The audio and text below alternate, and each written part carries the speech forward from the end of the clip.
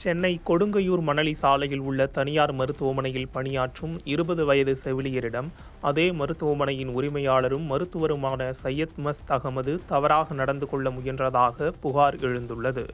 பாதிக்கப்பட்ட பெண் அளித்த புகாரில் பணியில் இருந்தபோது மருத்துவர் தன்னிடம் தவறாக நடந்து கொள்ள முயன்றதாகவும், அதிர்ச்சி அடைந்து கூச்சலிட்டதைத் தொடர்ந்து சக ஊழியர்கள் வந்து தன்னை மீட்டதாகவும் தெரிவித்துள்ளார். புகாரின் அடிப்படையில் கொடுங்கையூர் அனைத்து மகளிர் காவல் நிலைய போலீசார் மருத்துவர் மீது BNS உள்ளிட்ட சட்டப்பிரிவுகளின் கீழ் வழக்கு பதிவு செய்துள்ளனர்.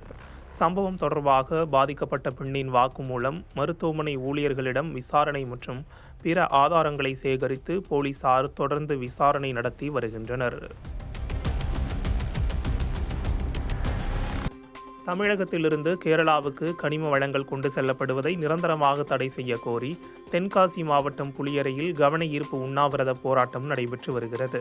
தமிழகத்திலிருந்து கேரளாவுக்கு கனிம வளங்கள் கடத்தப்படுவதை தடுக்கும் வகையில் தமிழக அரசு தற்போது 3 மாத காலத்திற்கு தற்காலிக தடை விதித்துள்ளது.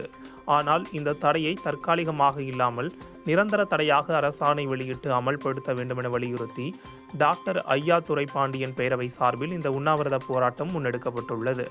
இந்த உண்ணாவிரத போராட்டத்திற்கு டாக்டர் ஐயா துரைபாண்டியன் தலைமை வகித்தார்.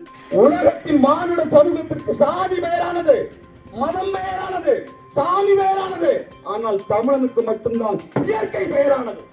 இதில் ஊத்துமலை இளைய ஜமீன்தார் குமரேசராஜா, ஏராளமான விவசாயிகள், சமூக ஆர்வலர்கள் மற்றும் உள்ளூர் பொதுமக்கள் கலந்து கொண்டு தங்களது ஆதரவை தெரிவித்தனர்.